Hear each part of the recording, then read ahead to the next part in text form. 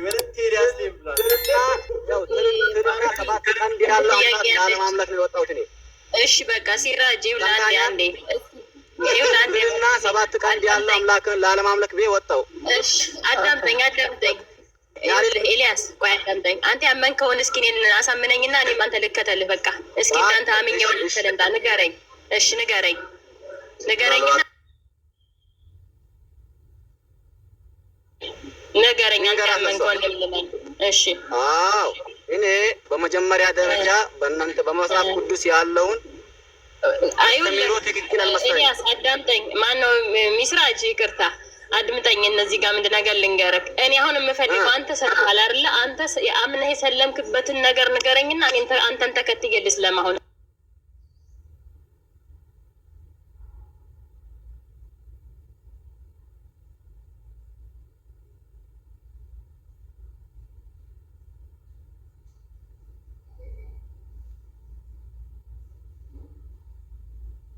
ዋሽታል ግን አልዋሸም። አልዋሸው እኔ ነኝ ማውቀው። አንተ ነህ እንዴ ልብ ታውቃለህ እንዴ? ስማ አንድ ነገር ደግሞ ወለቴ ኤልያስ በማለሽ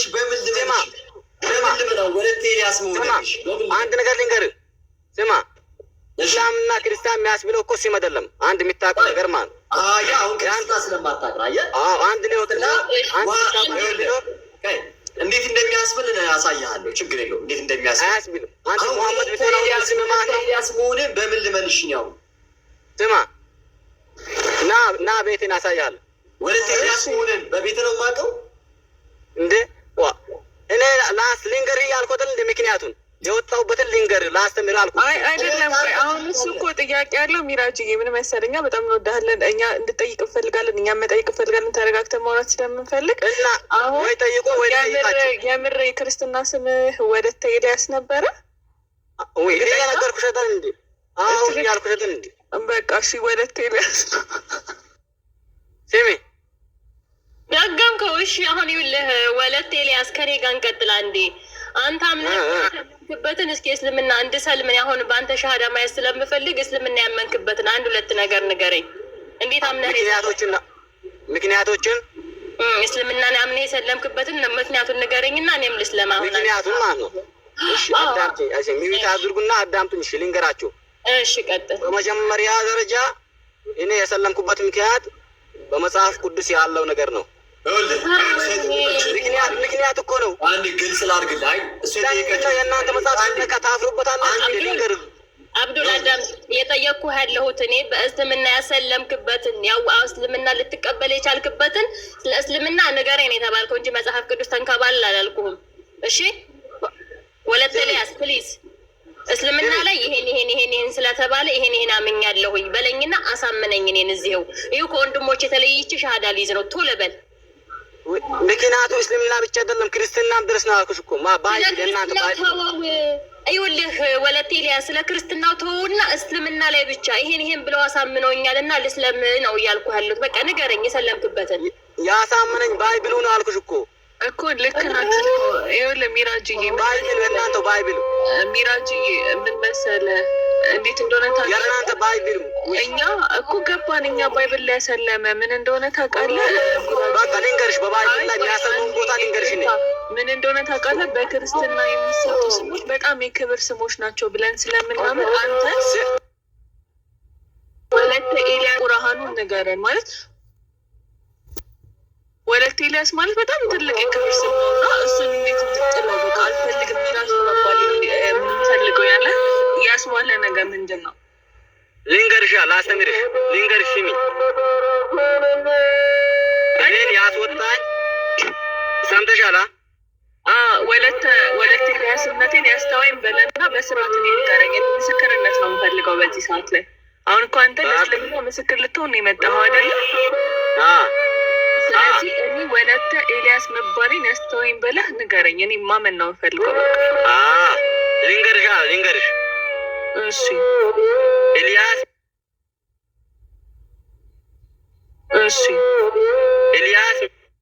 እምነት ለመተው ምክንያት የሆነኝ የእናንተ መጽሐፍ ባይብሉ ነው። ብቻ ነው ወይስ ወለተ ኤልያስ ነው? ይቅርታ እንዴ ምክንያቱን እኮ ነገርኩ። ከዚህ በላይ ምክንያት ልንገርሽ። ኤልያስ ነው ወይስ ወለተ ኤልያስ? እንዴ ግራ አጋባኸኝ። ወለተ ኤልያስ አይደለ እንዴ? ትክክለኛ ስም ማለት የክርስትና ስም ትክክለኛ ስም ሳይሆን የክርስትና ስም ያ ድምጽ ራሱ ይሰማችኋል? እንትን ይላል። አይሰማም። ሚራጅ ወለተ ኤልያስ በጣም ዋሽተን የመጣው እና ምናልባት ትምህርቱ የገባችሁ ምንም እውቀት የለውም። ይሄ ምንም ሊመሰክር የመጣውም እውነት የለም ገብቶ ለመሳደብና ለማብቃት ካልሆነ በስተቀር እና ወለተ ኤልያስ በጣም በሚገርም ሁኔታ አንድ ነገር ነግሮናል። ምንድን የነገረን ነገር ክርስቲያን እያለ ወለተ ኤልያስ የሚባል ነበር ክርስትና ስሙ። እርግጥ እንግዲህ ያው አስቸጋሪ እኮ ነው እስልምናው ላይ። መሐመድም እኮ እንደዚህ ነበር ባይዘው አይኔን ግንባሬ አድርገው ብሎ ድርቅ የሚል ሱራ 9:30 ላይ አይሁዶቹ እዝራን ማለት ነው እንግዲህ አስዩም ዛት እዝራን የአምላክ ልጅ ነው ብለው የአላህ ልጅ ነው ብለው አሉ ብሎ ግግም አለ ብለው አያውቁም። እንግዲህ እኛ አይተንም ሰምተንም አናውቅም። አይኔን ግንባሬ አድርገው አለ መሐመድ። ይህም ደግሞ ልክ እሱና ተከትሎ ይመጣና ወለተ ኤልያስ ነኝ ብሎ ግግም። እንዴ ምን ማለት ነው? እና ጀስት ሱና ነው በቃ። መሐመድም እንደዚህ ነበር ግግም ይል የነበረው። ልክ እንዳልኳችሁ እዝራ የአላህ ልጅ ነው ብለዋል አይሁዶች ብሎ ማለት እየከሰሳቸው ብለው አያውቁም ብለዋል ብሎ ገገመ። ይህም ደግሞ የእሱን ሱና ተከትሎ መጥቶ ወለተ ኤልያስ ነኝ ብሎ ግግም። ሼም በጣም እንደዚህ ነው የሚያደርጉት። በቃ ሙስሊሞች መዋሸት እኮ አንድ ነገር፣ ካፈርኩ አይመልሰኝ ግን አይባልም። በቃ ተሳስቼ ሊሆን ይችላል ይባላል። ወለተ ኤልያስ ነው ሀው ነኝ ግግም። እኔ ግን ማለት ነው ሳስበው ባሮኬ ክርስቲያን ምናምን ያልደረሳችሁበት ክርስትና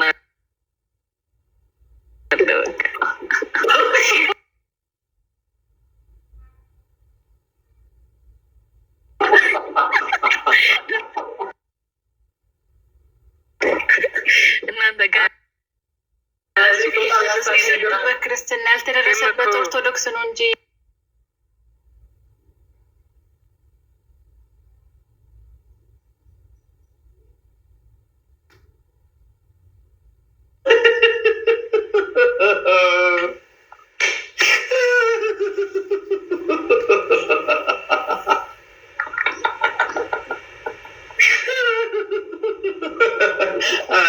ሰሙት ባክቱ ኦሪጂን ይሉት ነበር። እስልምና ጋይስ ያለ ውሸት መቆም አይችልም። ያለ ሐሰት የሰውን ማንነት መወደድ በራስ ማንነት መጠላት እጅጉን ጌጥ ነው እና እግዚአብሔር በሚያውቅ ገና ከአገባቡ ጀምሮ ሰው እኔ ሙስሊም ነኝ በእስልምና ሃይማኖቴ በዚህ ልክ ይህን ያብራራችሁትን መጽሐፍ በዚህ ልክ አይደለም ማብራሪያው እኔ ላብራራ እችላለሁ ብሎ በደንብ መሰረት ይዞ ቁርአኑን አስቀምጦ መጥቶ ማብራራት ይችል ነበረ። እንግዲህ ቤተክርስቲያንን ወይም ደግሞ የኦርቶዶክስን ስርዓት ያጋለጠ መስሎት ነው የገባው። ዳሩ ግን ራሱን ነው ያጣው እና በነገራችን ላይ ባሮኬ ራሱ እንዴት እንደመጣለት እንደ ኦርቶዶክስ ከነበር ክርስትና ስምህ ማን ነው የሚለውን የቀዳሚ ጥያቄ ማድረግህ ነገሮችን በደንብ ለመረዳት እድል ኖረንና በዛ ላይ ግን ስሜ ኤልያስ ነው ሲል ኤልያስ የሚባል የክርስትና ስም ፈጽሞ የለም። ወለተን ገብረን እያያዘን የሚቀጸለው ይህ ደግሞ በአዲስ ኪዳን ላሉት አባቶች ነው በብዛት የሚሰጠውና እሱ ትልቅ ስህተት ሰራ። ከዛ በኋላ ደግሞ እኔ ደግሞ ወለተ ኤልያስ ድንገት እንደሆን ብዬ ስናገር ትክክል አለ እና በጣም ግሩም ነው። ወለተ የሚቀጸለው ለሴት ነው። እሱ ግን አምጦ እንዲው ገብረ ኤልያስ አይባልም እንጂ እንዲው ገብረ ኤልያስ ነኝም ክርስትና አማኝ ልጆቻችን በደንብ ስለምታውቁት ሌላም ሙስሊም እንደዚሁ በደንብ ጥሩ ወጥመድ ናት እና ይችን ስለምንጠቀምባት ምስጢሩን አጥብቀን አናሰጠውም። አደባባይ ሃይላይቱን ይህን ያክል ካልኩ ይበቃል። አምላከ ቅዱሳን ሁላችን በቸርነቱ ይጠብቅ። የፕሮግራም የመድረክ ጊዜ ደርሶብኝ ሊሄድ ነው ወደ ቤተ እግዚአብሔር። በጣም ድንቅ ነው። ተወያዩ። በጣም እንቁ ልጆቻችን በተለይ ሴቶች ሳይቀር በዚህ ልክ የምትሳተፉት ከቋንቋ በላይ ነው የምናመሰግናችሁ። አይዟችሁ፣ በርቱ። ክርስትና ፈተናዎች ሊኖሩ ይችላሉ። አልጋ ባልጋ የተመሰረተ አይደለም። መስራቹ ራሱ ወልደ እግዚአብሔር ኢየሱስ ክርስቶስ የመሰረተው መስቀል ላይ ሆኖ ስለሆነ እሱ ስጋውን ለመስቀል ከሰጠ እኛ ስማችን ለሐሜት ለመስጠት መሸማቀቅ መቻል የለብንም እና እንደየ አስፈላጊነቱ ብቅ እያልን እናበረታለን። አይዟችሁ፣ በርቱልን። በጣም እንወዳችኋለን።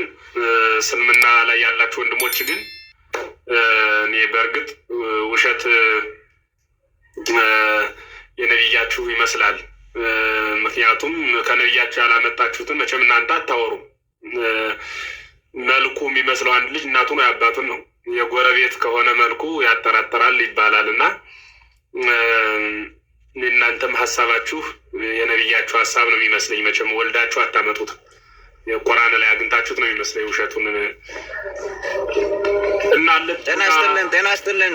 ሰላም እንደምን አላችሁ? አሰልጣኝ አንድ አሰልጥነ ስትጨርስ ብትገባ ጥሩ ነበር።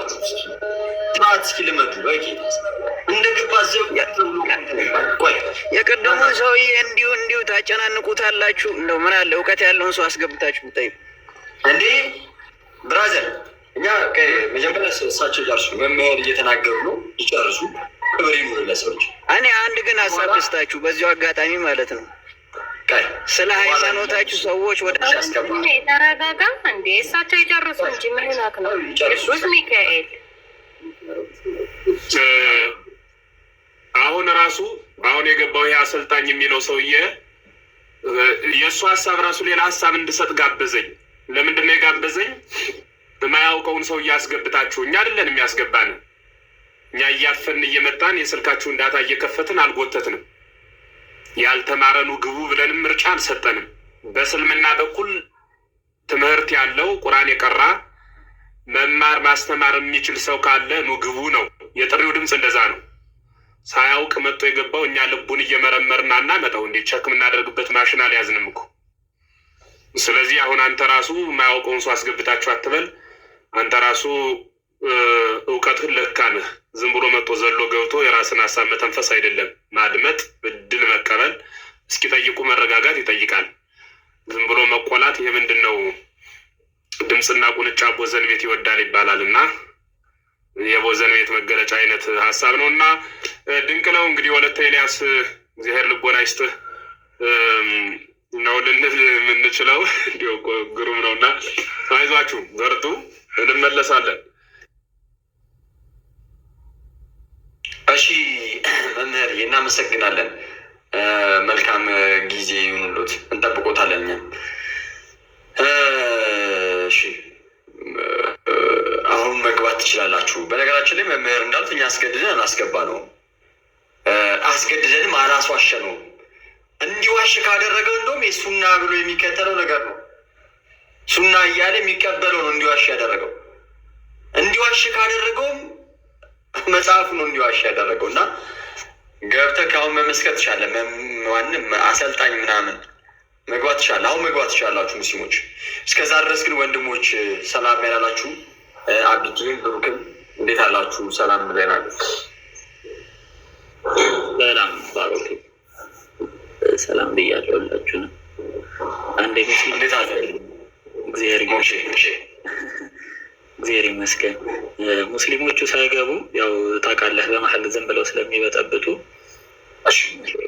ከነበረው ቅድም ሲወራ ከነበረው ላይ ትንሽ ነገር እናንሳና ከዛ በኋላ መግባት ይችላሉ። እሺ ሂዱበት።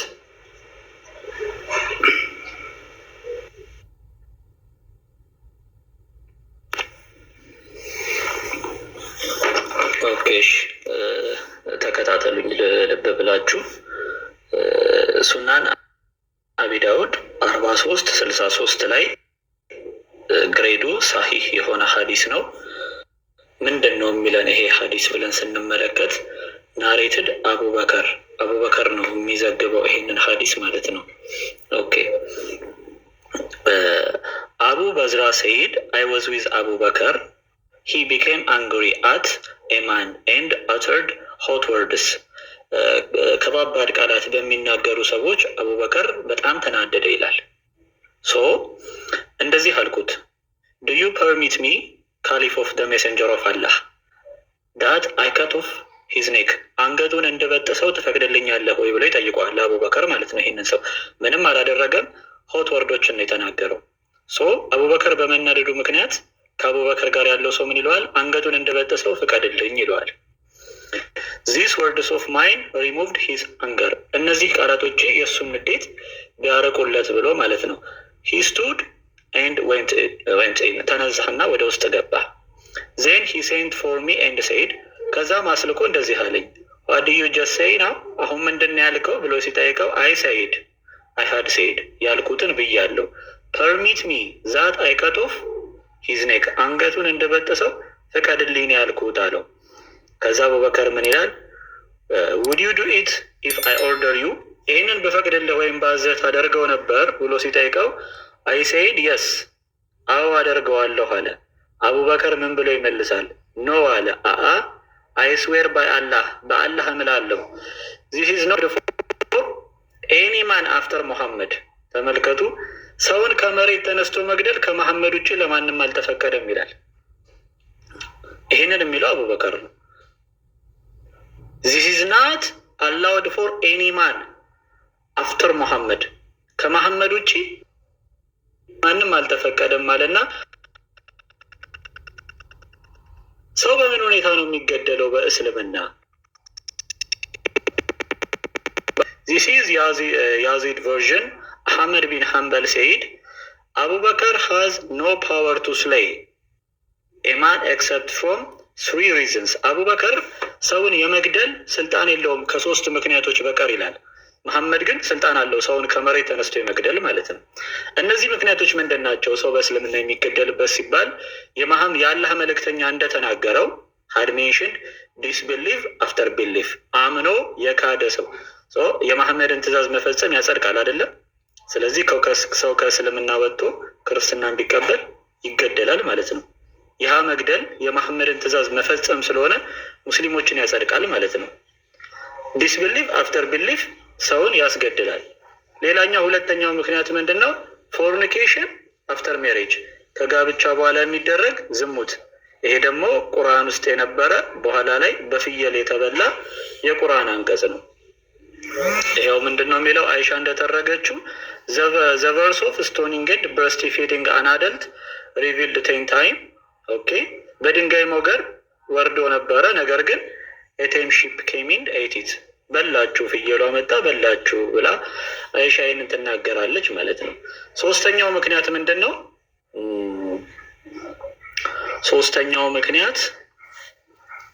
ሶስተኛው ምክንያት ኤማን ዊዛውት መርደሪንግ ኤኒማን፣ በነፍስ ፋንታ ነፍስን መግደል፣ ሰውን የገደለ ይገደል የሚለው ይሄ ባይዘዌ ሙስሊምን ሲገድል ነው አፕላይ የሚያደርገው እንጂ አንድ ሙስሊም ክርስቲያንን ቢገድል አፕላይ አያደርግም ይሄ ህግ።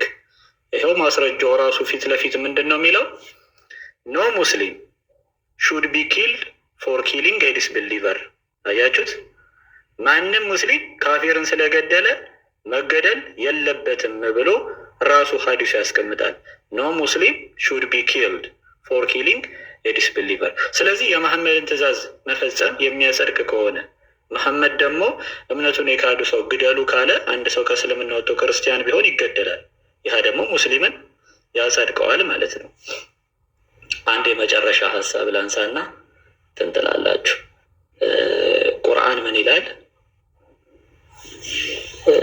በጌታህም እምላለሁ፣ ሱረቱል ኒሳ ቁጥር 65 ላይ በጌታህም እምላለሁ በመካከላቸው በተከራከሩበት ፍርድ እስከሚያስፈርዱህ ከዚያም ከፈረድከው ነገር በነፍሶቻቸው ውስጥ ጭንቀትን እስከሚያገኙና ፍጹም መታዘዝንም እስከሚታዘዙ ድረስ አያምኑም ይላል። ለምሳሌ አንድ ሰው መሐመድ ሱቅ ልኮት አልሄድም ቢል ይህ ሰው ካፊር ነው። ስለ ሃይማኖት ጉዳይ አይደለም። ሶሻል ላይፍ ላይ መሐመድ አንድ ሰው ሱቅ ልኮት አልታዘዝም አልሄድም ቢለው ያ ሰው ይገደላል። ይህ ሰው አማኝ አይደለም ነው። ይሄ አንቀጽ የወረደበት ምክንያት በጣም ነው የሚያሰቃቸው። ሁለት ሰዎች ተከራከሩ። ምንድን ነው? ጎረቤታሞች ናቸው። በመንገዳቸው የሚፈስ ውሃ አለ። ሰው ለመስኗቸው ይጠቀሙታል ያንን ውሃ።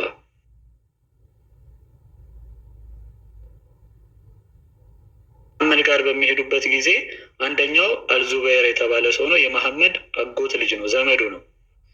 ስለዚህ መሐመድ ለዛ ሰው ይፈርድለታል። ውሃውን አንተ ተጠቀምና ስትጨርስ ለዛ ሰው እያሳለፈለት ሲለው ይህ ሰው በዛ ፍርድ አልተስማማም። እሱ ዘመድ ስለሆነ ነው ወይ ለእሱ ይንን የፈቀድክለት ሲለው የመሐመድ ፊት ተቀየረ ነው የሚለው። ከአንዳንድ ፊቱ ተቀየረ ነው የሚለው።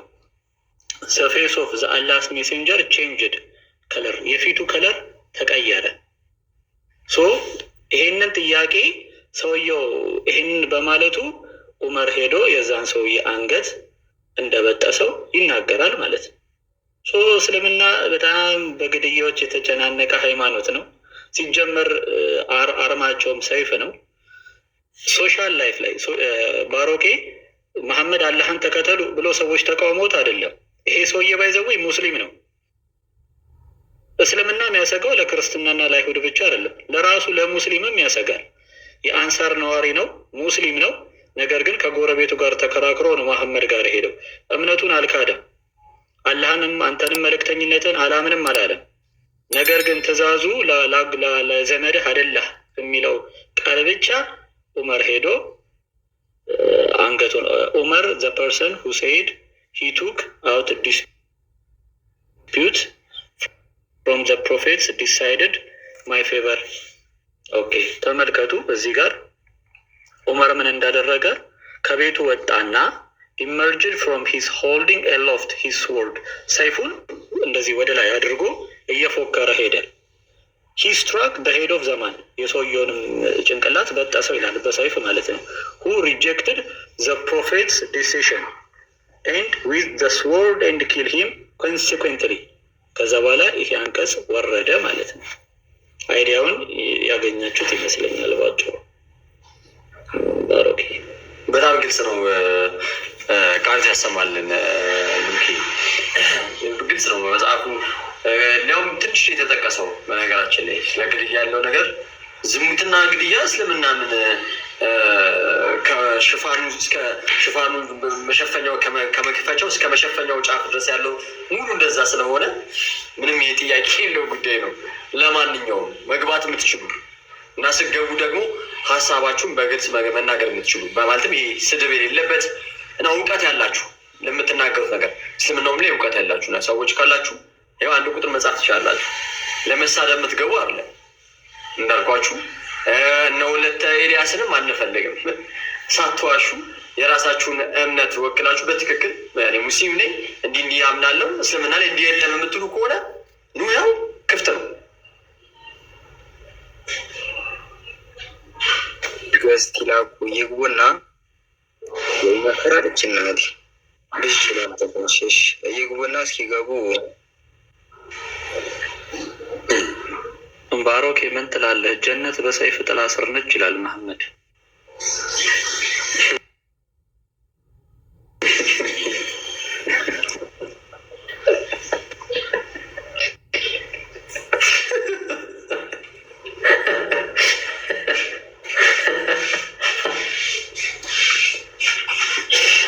ተቸገርን እኮ ይላል።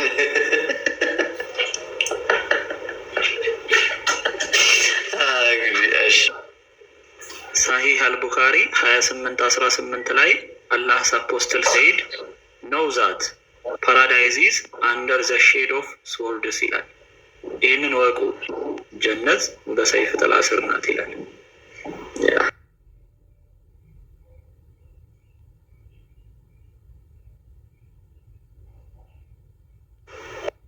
መግባት የሚፈልግ ሙስሊም አለ?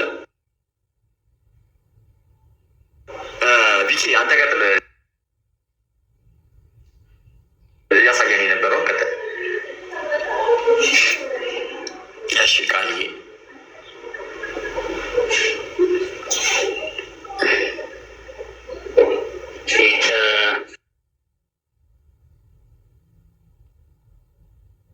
ሄዱት የወይን ጠጅ ወንዞች ከተነጠረ የማር ወንዞች ያሉባትን ተስፋ አድርገው ነው ሄዱ። ባለ ጎበር አልጋዎች አሉ። እዛ ላይ ለመተኛት ነው አቢቲ ተስፋ አድርገው የሄዱት። ፍራፍሬዎች ኢቨን እንግዲህ ዛፉ ራሱ ሙዝ ዛፍ ሆኖ እሱን ለማየት እና ለመብላት ነው የሚሄዱት። ሙዝ ዛፍ ሲሆን ሌላ አረንጓዴ ምንጣፎች እና ስጋጃዎች አሉ። እዛ ላይ ለመስገድ ነው የሄዱት። ይህን ምን ብሎ ይንገርሽ፣ 2 ሚስቶች የሚያገኙበት የማያረጁ ወጣት ልጆች ያሉበት ያው ቁርአናቸው ላይ ነው የሚናገረው። እዛ ነው የበራሪ ስጋ ለመብላት ነው የሚሄዱት። ይኸው 56ኛ ሱራ 21ኛው አያ ላይ መበረዣዋ ካፊር የሆነች ጠጅ ለመጠጣት ነው የሚሄዱት። ጠጅ ይጠጣሉ። ሌላ ደግሞ ዝንጅብል ከዝንጅብል የሆነች ጠጅ ናት የሚጠጡት እና ይህንን ነው የሚነግርሽ። የሀር ልብስ መልበስ ነው የሚሄዱት ጀነት ውስጥ። ሌላው ምን አለ አንድ ልጨምርልሽ እና ቤቴ ቅድም አልመለሰልሽም ልጁ ጡት ጉችማዎቹ የሆኑትን ጡታቸው ጉች ጉች ያሉትን እነሱን ለማየት ነው የሚሄዱት። ለማየት አይናቸው መጋረጃ የሚመስሉ ሴቶችን ለማየት ነው የሚሄዱት። በድንኳኖች ውስጥ የተጎነጩ አይኖች ነው ጥቁረትና ደመቅ ያሉ አይኑ ያላቸውን ሴቶች ድንኳኖች ውስጥ ይታይሽ። ጀነት ውስጥ ድንኳን እንግዲህ ያለ ይኸው ቁርአናቸው ነው ያለው እና ለዚህ ነው የሚሄዱት። ይቱ ሊንገርሽ በጣም ብዙ ነው። ይሄ ሁሉ ተነግሮ አያልቅምና አቢቲ ጥያቄሽ በጣም ረጅም ነው። ሌላ ጊዜ መልሰልሻለሁ። እናቴ ዛሬ ወደ ሊያሜን ቀጥል ልጅ ብዥ ይላል። እኔ ለምን እንደሆነ አላሁ አለም የማውቀው ተአምር የለም። ሴቶቹ አላህ ምን ብሎ ይጠራቸዋል መሰላችሁ? ሻቃይቅ አልአትራጅ ፊራቃይቅ በሚለው የኢማም ሱዩቲ ኪታብ ላይ ባይጀላል አልዲን አልሱዩቲ ኢማም አልሱዩቲ ፔጅ 69 ላይ ቃል በቃል ምን ይላቸዋል? የቁርአኑ ክፍል ሱራ የሚለው አሁን ሴቶች ይሰጡታል የተባሉት ማለት ነው። አረበኛው ዑርባን ዑትራባን ብሎ ይጠራቸዋል። እና ያንን የቋንቋ ሊቃውንትና ሙፈሲራት ምን ብለው ነው የሚያስቀምጡት? ቃል በቃል እንዳላስነብባችሁ አረበኛ ሁላችንም ማንበብ አንችልም፣ ተያይዘን ወደ ገደል ነን። እሺ ልበለው፣ ግድ የለም ችግር ምንም ችግር የለውም።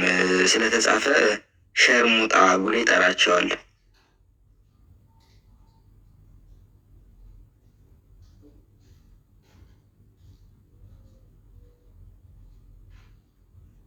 ናቸው ብሎ ይጠራቸዋል። ሚስትህን፣ እናትህን፣ እህትህን አላህ እንደዚያ ብሎ ይጠራቸዋል እና በጀነት ይሰጣቸዋል የተባሉት እነዚዎቹ ናቸው።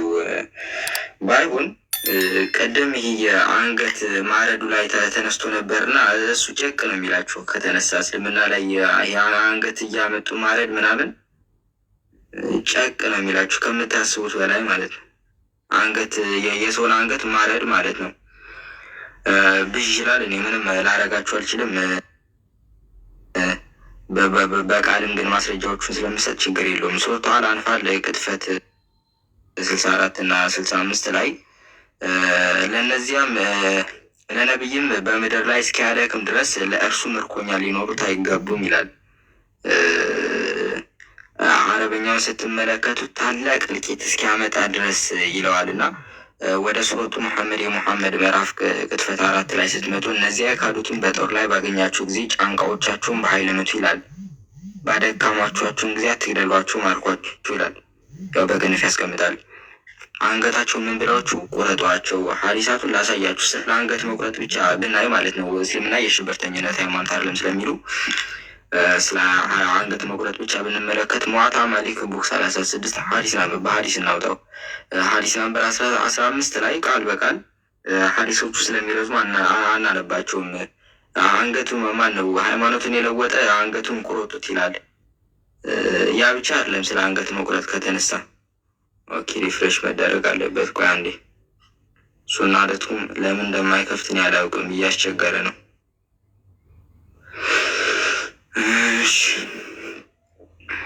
ችግር የለውም እዚህኛው ላሳያችሁ። ሱናን ኢብን ማጃ ቮሊዩም 3 ቡኻሪ ሀዲስ ናምበር 2539 ላይ ምን ይላል? ኢት ዋዝ ናሬትድ ፍሮም ኢብን አባስ ዛት ዘ ሜሴንጀር ኦፍ አላህ ይላል።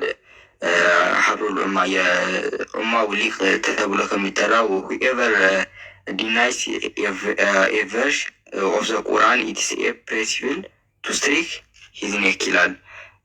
ማንም ሰው የቁርአንን አንቀጽ የሚክር ሰው ካለ አንገቱን ቆርጣችሁ ቀንጥባችሁ ለመጣል የተገባ ነው፣ ሐላል ነው ይላል።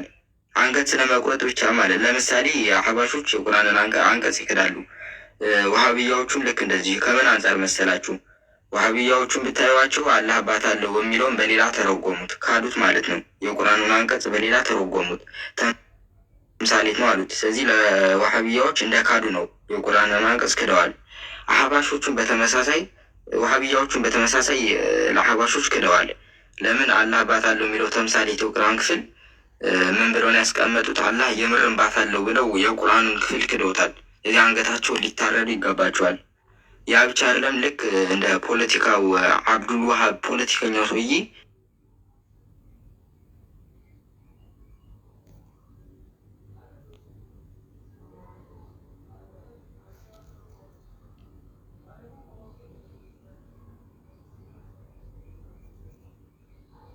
ወርታል በማለት ያስቀምጣል። ያ ብቻ ዝሙተኛ አንገቱ ይቀላል። ይሄ ነው ሙስሊም ሐዲስ ነምበር 2771 ላይ ያለ ጠቅላላ ማለት ነው። ኢቭን ባሪያ ቢሞክር ወይም ብሎ ባሪያ ሊያስብ ወይም ካገኘ ከያዝከው ምን ታደርገው ይናገር እዚህ ማለት ነው። ሐዲስ ቁጥር 450 ላይ ይዘህ አንገት ቆርጠህ እንድጥለው ይናገራል። አለ አንደኛ ሙስሊሞች በራሱ ሰካራ ተቋርጭ ያለው እንዴ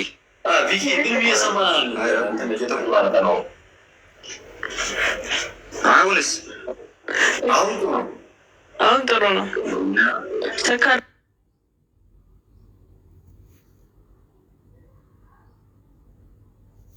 ስለሚላቸው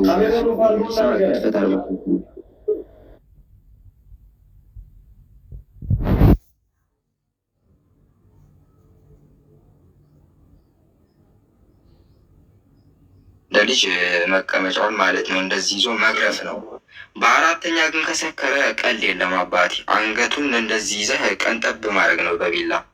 ምናልባት ይህንን የምናገረው ያው በቪዲዮም ስላየ ነው። ከዚህ በፊት ተለቆ ቴሌግራም ላይ ካያችሁት የአገዳደል ሜኑ ነው የምታዩት። እንደዚህ አይስ ናቸው። በእርግጥ በሁሉም ነገር የሚከተሉት ሱና የነብዩ ነው። ባንዲራቸው የነብዩ ነው። ተመሳሳይ በነብዩ ባይዞ ባንዲራ ነበረው። በነብዩ የነበረውን ባንዲራ ነው አሁን አይስ የያዘው ባንዲራ። ችግሩ ገልብጠውታል። አላህ የሙሐመድ መልእክተኛ ብለው ገልብጠውታል። ሙሐመድ የአላህ መልእክተኛ ብሎ ነበር ባንዲራው ላይ እሱ ያሰፈረው። አይስ ገልብጠውታል። ባይሆን የአገዳደል ሜኑ ነው የምታዩት። ሶስት እንግዲያስ ውስን ሰው እንደሚሰክር በኢትዮጵያ ሙስሊም ነው። ሶስት ከሰከረ 3 ጊዜ ትገርፈዋለህ። በአራተኛው ይዘህ አንገቱን እንደዚህ ቀንጠብ አድርገህ መሸኘት ነው። ሱናን ናሳኢ የሐዲስ ናምበር 4053 ላይ ታገኙታላችሁ። በተመሳሳይ ሱናን ኢብን ማጃህም አለ 2572 ላይ ይገኛል። አሁንም ተመሳሳይ ሐዲስ ከተባለ ሱናን ናሳኢ 5682 ላይ 5662 ላይ ይገኛል።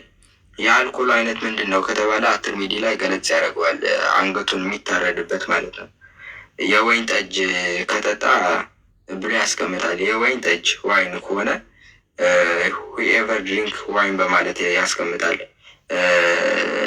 መልሶ ቡልጋል ማርያም ደጋሚ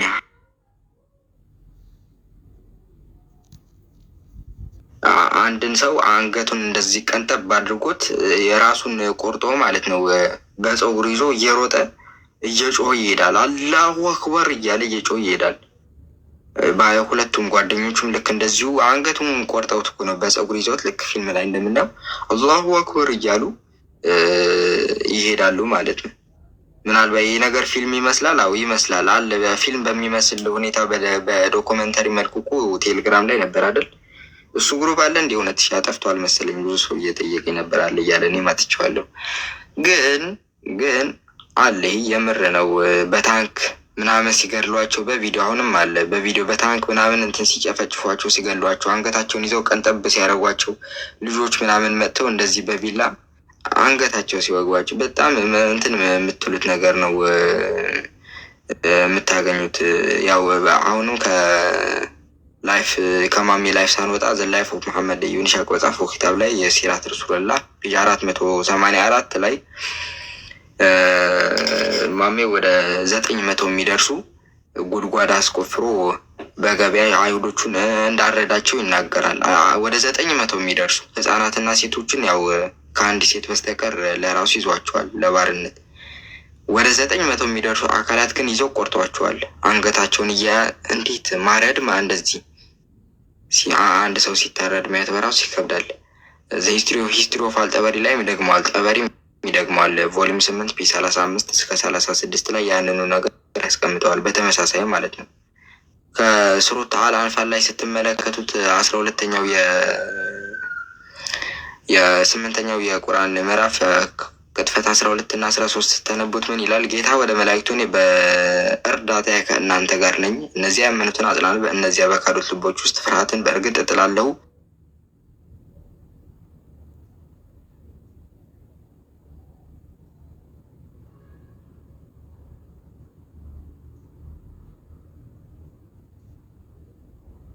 ኛው ላይ ምን በማለት ያስቀምጣል? ይህ እነርሱ አላህንና መልእክተኛውን ስለተቃወሙ ብቻ ነው። እናንተ ማመናት አትቃወሙትም፣ አላህን ሳትቃወሙትም እንቃወመዋለን በደንብ። እንዲህ የሃይማኖት መቃወም አለ። ሙስሊሞችም ይቃወሙናል፣ ሃይማኖታችንንም ይቃወሙታል። እና ግን ከአንገቶቻቸውን በመምታት አንገታቸውን ልታርዷቸው ይገባል። ይህም እምነታችን ስለተቃወሙ ብቻ ነው። አምላካችንና ሁለተኛው አምላካችን መሐመድን ስለተቃወሙ ብቻ ነው በማለት ያስቀምጣል። ኢብኑ ከሲርን ስታስቀምጡት ልክ ከዚህ በፊት መሐመድ የገመድ ሽንት አጠጥቶ አሳብዶ ስህተት እንዲሰራ አድርጎ ከዛ በኋላ ኢብኑ ከሲርም እጆቻቸው እግር እጆቻቸው አንገቶቻቸው ልታርዷቸው ልትቆራርጧቸው የአይኖቻቸውን ክፋላት ልትከፋፍሏቸው ይገባል በማለት ልክ ማሚ ያደረገውን አይኖቻቸውን እየጣለ በደረቅ ድንጋያማ ቦታ እየጣለ ውሃ እስኪጠሙ ድረስ ያደርጋል ነበር። ልክ እንደዚያው ማለት እንዲያረጉ አሁንም ጭምር እንዲያረጉ ማሚ ያደረገ ሳይሆን ለኡማው ጭምር እኛን እንደዚያ እንዳርጉን ይናገራል።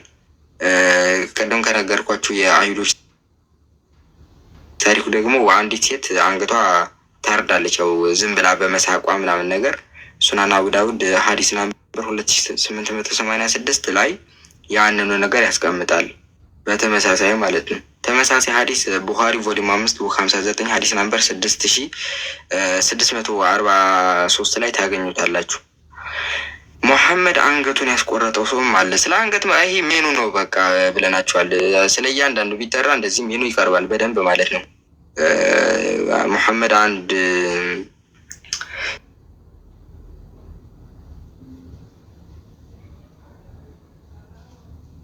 አባቱን ሚስት ወደሚያገባ ሰው ላከኝና አንገቱን ቆረጥኩት በማለት ያስቀምጣል። ሱናን ናሳኢ ቮሊዩም 4 ቡክ 26 ሀዲስ ናምበር 3334 ላይ የአባቱ ሚስት ወደሚያገባ ሰው ሰሐባን ላከ፣ ለምን አንገቱን እንዲያርደውና ጭንቅላቱን እንዲያመጣለት።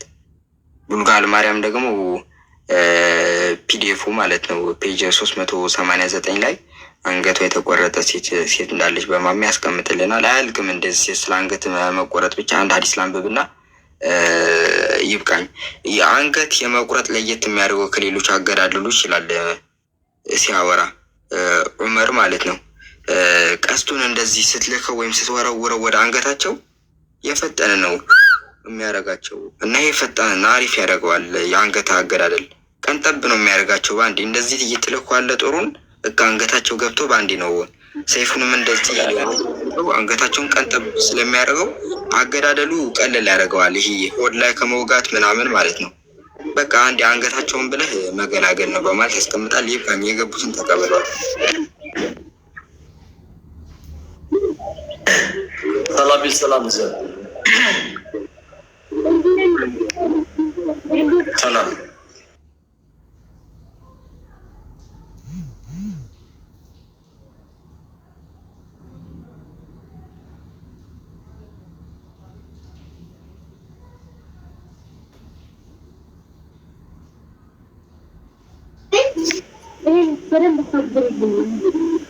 የሰላም ዘብ ገብታችኋል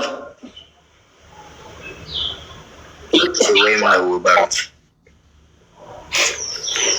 የሰላም ዘብ ሙስሊም ማለት ሆነ አትችልም። የሰላም ዘብ መስኪና እና እኔ ይለብታለን እሱም ብዬ እኮ ነው ቤቷን ያየሁት።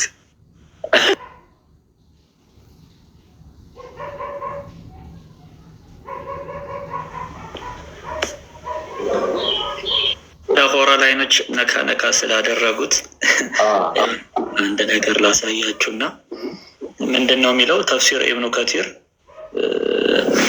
ሱራ 44-54 ላይ ማለት ነው። ምንድን ነው የሚሉት? ሁር ኢዝ ሆይን ሁር የሚባለው ሆይን ዘ ኢንታየር አይ ቢከምስ ብላክ ሙሉ አይናቸው ጥቁር የሆነ ማለት ነው።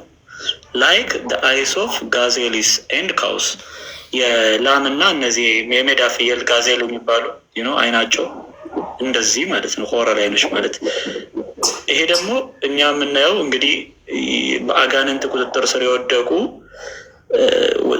የሆነ የአጋንንት መንፈስ ሲጠናወታቸው ነው። ወደዚህ ፊልም ላይ ምናምን የምታዩት ያው አልነገራችሁም፣ ሞር ከኔ በላይ ስለምታውቁ ሰው እንደዚህ ሙሉ አይኑ ይሄ ነው መሐመድ የታየው ወደ ጀነት ሄዶ ሆረር አይኖችን ያየው አይናቸው እንዴት ሆኖ ነው? እንደዚህ ነው። ሰው ምናልባት አጋንንቶችን ያየው ማለት ነው መሐመድ። ምክንያቱም ሁር የሚባሉት ዘ ኢንታየር አይ ቢከም ምንድነው ይላል? ብላክ ይላል። ሙሉ አይናቸው ጥቁር የሆኑ ብሎ ያስቀምጠዋል ማለት ነው። ምን አይነት ናቸው? እንዴት ነው ሙስሊም ያገኘው ምናምን ሲባል ተመልከቱ። ጀላለዲን አልሲዩጢ መጽሐፍ there is no one whom Allah admit to him paradise except he marries him 72 wives 72 ወንዶችን ከሚሰጠው በስተቀር ወደ ጀነት የሚገባ የለም ይላል። ጀነት የገባ ሁሉ 72 ሚስቶችን ያገኛል ነው። 2 from ሁሪስ ሁለቱ ከሁሪ 70 from his inheritance from the people of paradise ይልና ተመልከቱት።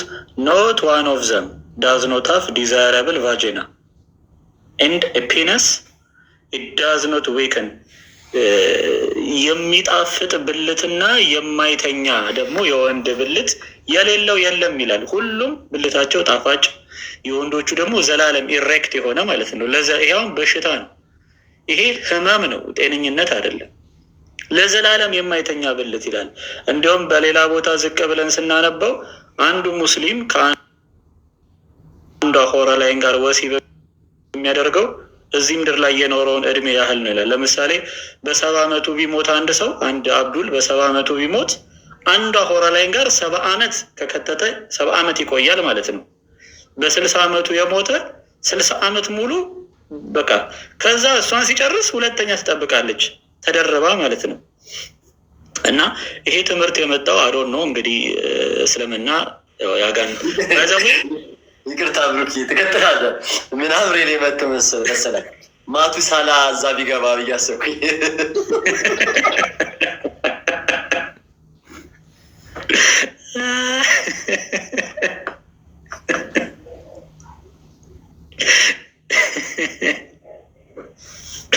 አራንታ አታስብተው እንደዚህ አታስቡ ክርስቲያኖች ተው። እንግዲህ ከዚህ እንጠበቃለን።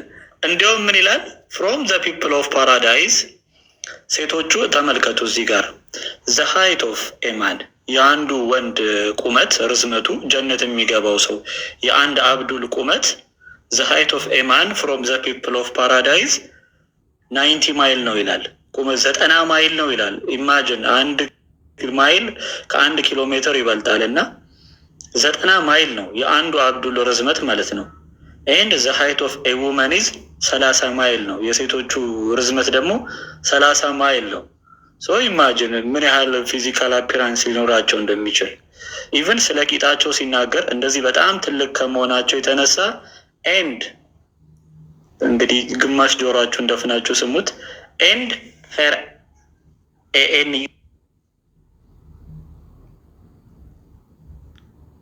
US is a whale ይላል። እንትናቸው ምንድነው? ጉድጓድ ነው። አሁን ይህንን መጽሐፍ እንዴት ነው ሙስሊሞች ይሄ ጃለልዲን አልስዩጢ ነው ተራ ምናምን የሚባል አብዱል አይደለም፣ የሙስሊሞች ሊቅ ነው። ምንድነው ፍንጭታቸው ይላል፣ በቃ እንደ ጉድጓድ ነው ይላል። and his desire will flow through her body for 70 years ነው የሚለው። 70 ዓመት ዲዛየር ያደርጋል and she will find pleasure እሷም ደስታ ታገኛለች ይላል። እና 70 ዓመት ሙሉ እንደዛ ሲያደርግ ከሰውነቱ የዘር ፈሳሽ እስካልወጣ ድረስ አታጉረመርምም ይላል። ሴትዮዋ አመመኝ ደከመኝ ሰለቸኝ የለም። ያንን አክል ዓመት ሙሉ ከእሷ ጋር ዲዛየር ሲያደርግ እንዲያውም እንትኗ እየጨመረ ይመጣል። ይሄ ዲዛየሯ ፍላጎቷ ጭራሽ አታጉረመርምም ይላል። ያው መጽሐፉ ረጅም ነው፣ ሙሉውን ስታነቡ ፉል አይዲያውን ታገኙታላችሁ። ያው እንግዲህ ይቀርበልኝ።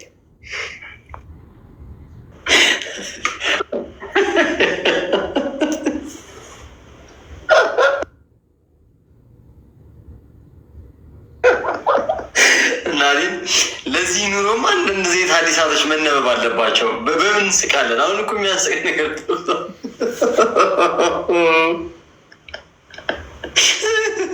አስባሽታ ነው። ምንድን ነው 1.6 ኪሎ ሜትር ምናምን መቀመጫ ያላት ምናምን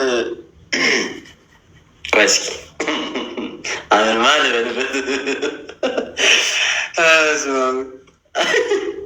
አስባችታል ጋይስ። ማቱሳላ ስል ከምን አንጻር ነው ማቱሳላ እዛ ይገባል ነው ያልኩ ሳይሆን ያኔ ጭራሽ እስልምና ሽታውም አልነበረም በራሱ ግን እንዲሁ ከእድሜ አንጻር ነው። እና ሰው ምድር ላይ በቆየበት እድሜ ልክ እዛ ነገር ውስጥ ገብቶ የሚቆይ ምናምን ነገር ከሆነ እንግዲህ ያው እንደሚታወቀው በእድሜ በጣም ረጅም እድሜ ከኖሩት ውስጥ በጣም የሚጠቀሰው ማቱሳላ ነው። እና መቀመጫቸው ጉድጓድ የሚሆነው እንዴት ነው ካላችሁላችሁ የመቀመጫቸው ስፋት ሱዩጢ ነው። ኢማም ሱዩጢ የጀላል ወንድም ማለት ነው። ጀላሉ አል ባዳዋር አል ሳፊራት ፊ አህዋል አል አኪራ ባጀላል አልዲን አል ሱዩጢ በኢማም ሱዩጢ ከሙስናድ አህመድ በመጣው የሐዲስ ዘገባ ሲያስቀምጥ ምን አለ? ያው 72 የሚለው ሐዲስ ሰሒህ ነው በማለት አስቀመጠው እና የመቀመጫቸው ስፋት ደግሞ 1 የምድር ማይል ያ ማለት 1.6 ኪሎ ሜትር ነው። ቆይ 1 ማይል ያክል ነው። ሰሒህ ሐዲስ ነው ትክክለኛ ብሎ አስቀመጠው። መቅዳሊያቸው መቀመጫቸው ማለት ነው የምድር 1 ማይል ምን ያክል ግብዳ ሊሆን እንደሚችል ጀስት ኢማጂን አድርጉት። ያ ሰውዬ ምናልባት እዛ ወጥ ገብቶ ላይወጣም ይችላል። አላህ ገመድ ልኮ ካልሳ